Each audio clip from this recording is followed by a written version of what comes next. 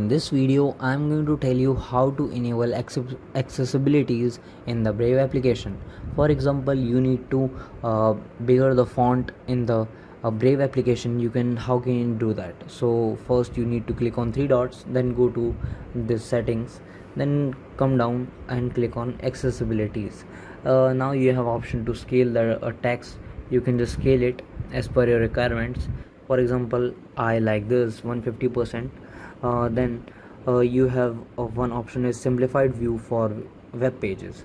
You can just click on that, then it will simplify the view for the web pages. Get notified when an article can be showed in the simplified view. You will get the notification whenever the simplified view will be available.